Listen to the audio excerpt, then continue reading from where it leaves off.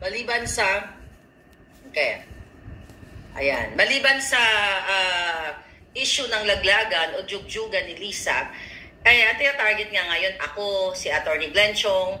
So, habang binabasa ko yung mga text messages ko pagdating ko, inutusan ni Lisa at na Tambaloslos, itong Marcos Jr. government na ito, ang mga kongresista din para hanapan ng butas si Attorney Glenn Chong para filean ng case. See this? Itong buwakan ng inang gobyerno ninyo na imbis natutukan ang paano mabigyan kayo ng trabaho, paano kayo mabigyan ng peace and order, paano mabawasan ng mga pulburon, kasi sila kasabwat, mga palangga, abala sila sa pag-suppress, sa pag-silence sa kanila mga kritiko. Para tatahimik ba tayo? Hindi. It's real na nalaglag sa hagdan. Oo, yes.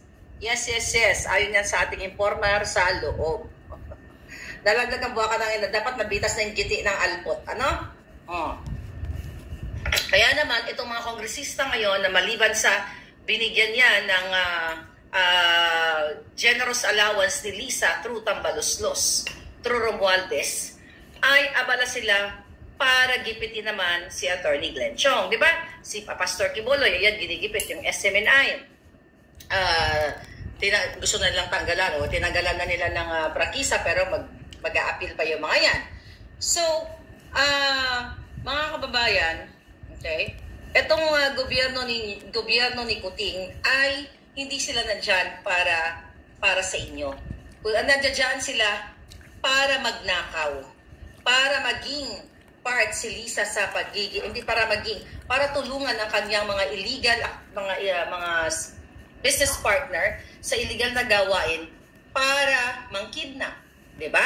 Kasi galit na galit si Lisa Ahas Araneta Smugs. Okay? Maliban sa smuggler, nung inere natin ang kanyang boses na kung saan ay nanghingi nga siya ng assistance sa asawa ni Teddy Boy Locsin Jr.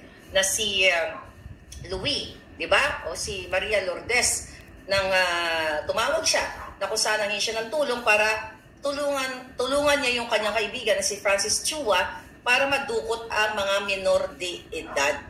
So doon po sa kakilala pa lang sa akin o kapapasok pa lang dito sa ating channel, ipaparinig muli natin para hindi ninyo nakakalimutan. Kaya galit na galit si Lisa Ahas Araneta sa kanyang mga kritiko like me, Attorney Glenn Chong. Like, lalo na ako dahil talagang in-expose siya for 2 years na dahil siya ay parte ng kidnapping. Okay? Kidnapping. Hindi ito biro. At ito dapat atutukan ng mga nasa gobyerno, pero hindi nga nila tututukan. Wala na nga akong kayong kakampi dahil nga hanggang Kuting, ang Marcos Jr. ay laging bangag at walang pakialam, katulad na nga lang sa mga mayat-maya na nanalo sa loto. Kay Mel Robles, ni wala siyang statement, diya tinatanggal kasi sila yung nananalo. At ito, mga AFP, PNP na mga matitino, hindi naman siguro sila tanga na hindi nila nakikita itong pagiging mastermind ni Lisa Araneta Marcos sa pagdukot sa mga bata. Ulitin natin kasi galit na galit siya. Hindi galitin natin ang bonggang-bongga. Sa mga kababayan ko, itong audio na ipaparinig ko sa inyo ay ginawa ni Lisa Ahas Araneta Marcos noong February 2022 bago pa maupo sa pandaraya ang kanyang asawa. Ito. Hi, Louie. How are you? I'm here in Bacolod, campaigning for my hubby, look, with Marie Chris and a bunch of gay people. But anyway, the reason why I called you is I have a favor to ask you. We gave all the documents, not to Mila, but syempre iba pag tumawag ka. A good friend of ours, Francis Chua, basically has a problem in Istanbul, in Turkey, so he went to court. The judge issued an order in his favor. So now we're just having everything authenticated so that it can be served in the embassy in Istanbul, right? So Mila has all the documents. I won't bore you with the details, but if you could call Mila and just give it a little push. Everything's above board, don't worry. I'm very good at that. But yeah, that's it. So I hope to see you soon. Ayan. So, dyan sa galit na galit. Mga kababayan, dyan galit na galit. Ayan. Teka, umulit. Okay.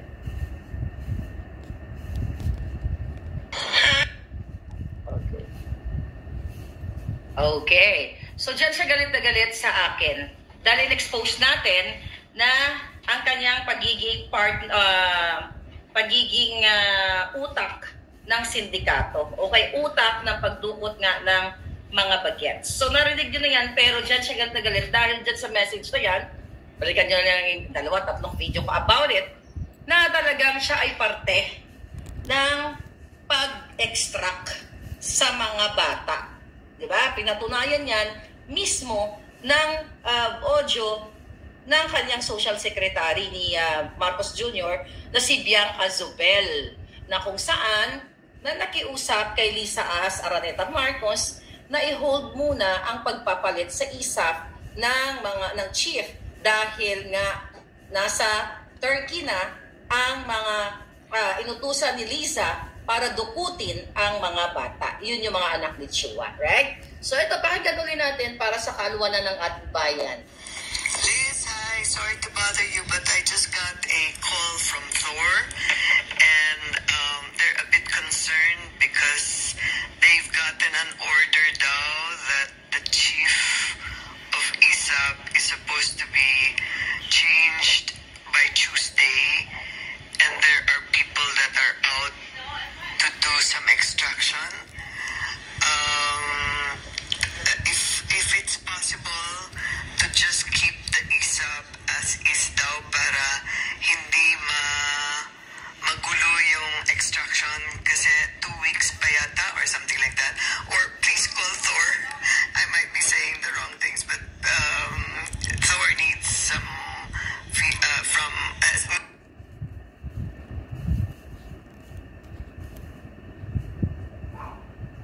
Alright. Ayan. So, paulit-ulit. Bakit natin kailangan ipaulit-ulit ito? Like, almost every vlog dapat inuulit-ulit natin. Kasi mga kababayan, ayaw pansinin ng Kongreso at Senado. Paano papansinin yan? Even the Department of Justice. Wala na nga, dahil hawak ni Lisa yan. Sabi ko nga, mga kababayan, ito ay what? High crime ito. High crime na ang First Lady ay nakialam sa pag-kidnap. Narinig niyo mismo sa kanyang social secretary na si Bianca Zubel ang salitang extraction. Kaya naman si Lisa Ahas Aranta Marcos ay inaatasan, inuutusan ng kanyang pinsan si Tambaluslos at ang mga kongresista para what? Lahat ng kritiko laban sa kanila. O, kritiko laban sa kademonyohan nila. It's not really laban sa kanila, kundi sa kanilang mga gawaing pang bubudol at gawaing pandaraya. Like si Attorney Glenn Chong. Ang sabi lang ni Attorney Glenn Chong, kagtagdan dito ka sa harap, Lisa, doon sa kanyang speech, even sa Maisog Rally, sinabi niya yon. At doon sa Liwasang Bonifacio, dyan palit kita kaliwat kanan. Dahil nga sa ginawa niyang pakipagsabwatan sa Smartmatic. Bakit ayaw? Ulit-ulitin natin, bakit ayaw magkaso ni Lisa Ahas Araneta Marcos kay Attorney Glenn Chong head on? Kasi inaakusahan siya at nag-sign pa ng affidavit at nandiyan po sa COMELEC. Okay? Sinay na ni Attorney Glenn Chong noong September last year na inaakusahan niya si Lisa at sinalaysay niya ang kanyang mga no-witness ang pakipagsabuatan ni Lisa Ahas. Pero pagtanong kayo, bakit ayaw niyang kasuhan si Glenn Chong? Ayaw niya ng head-on. Kasi makakaray siya sa korte. Kaya ang ginagawa ni Lisa putang ina ay nagbabayad gamit ang pera ninyo through budget dyan sa mga kongresistang mga ulul, okay, na kasuhan o pahiyain si Glenn Chong. At hindi naman kami mapapaya, hindi siya mapapaya. Dahil itong mga dishonorable na mga kongresistang mga hinayupa, yan ay mga kiss-ass, yan po ay nakikinabang sa pera ninyo at sila ay mga asong julol at sunod-sunuran kay Lisa at kay Tambaluslos. Dahil pag sila ay hindi sumunod, ay tatanggalan din sila ng budget. Ganyan kahayop ang gobyerno ngayon ng Pilipinas. Kaya kailangan nating ulit-ulitin, mga kababayan, dahil nga nasa sobrang kadiliman na ang inyong nararanasan. Okay? So, 32 minutes, sabi na Attorney Glenn Chong, you know what I mean, hindi ako ang sumampal, ha? Si Kutingan ng Jombag, Atty. Glenn Chong. Meron pa si Atty. Glenn Chong na latest. Okay, ang dami kasing, ang daming sumausaw na kongresista. Bawat sausaw nila, may pera yan nakapalit through budget. Okay? May pera yan mga palangga na galing sa Kabanaban. Ganito kakawawa ang Pilipino. Kaya hindi ako titigil. Kahit ano pang paggamit ni Lisa Ahas Araneta Marcos sa mga taong nakikinabang din sa pera ng bayan through contracts, through mga illegal activities na ginagawa nila at pinapaboran sila ng pinakademonyong babaeng lahat na si buwaka ng inang Lisa. Ha? Yung hayop na yan ang pinakademonyo sa lahat. Siya ang sumisira ng buhay ninyo. Si Lisa Araneta Marcos, Maria Luis Cacho Araneta Marcos, yung buwaka ng inang niyang kidnapper, smuggler, polboronic, lahat ay pinasok niyang illegal na negosyo. Yan ang parusa sa inyong lahat. Kung hindi kayo magsasalita, ulit-ulitin natin, ay walang mangyayari sa inyo. Lalo kayong gigipitin. Kung si Atty. Glenn Chong nga, kung si Pastor Quiboloy nga na may power. Okay? May mga abogado. Ginigipit. How much more kayo kung pababayaan nyo ang buwaka ng inang gobyerno ni Marcos Jr. na ang nagpapatakbo ay si Lisa Ahas Araneta Marcos. Araw-araw, minu-minuto, ninanakaw niya ang pera ninyo through PCSO. Ninanakaw niya ang pera ninyo through PAGCOR. Ninanakaw niya ang pera ninyo through illegal billings. Pagsimula sa BPA, Bureau of Customs, Department of Agriculture, ganito ka baboy, ganito ka walang iya, ganito po ka demonyo ang Marcos. Okay? Marcos Araneta Administration.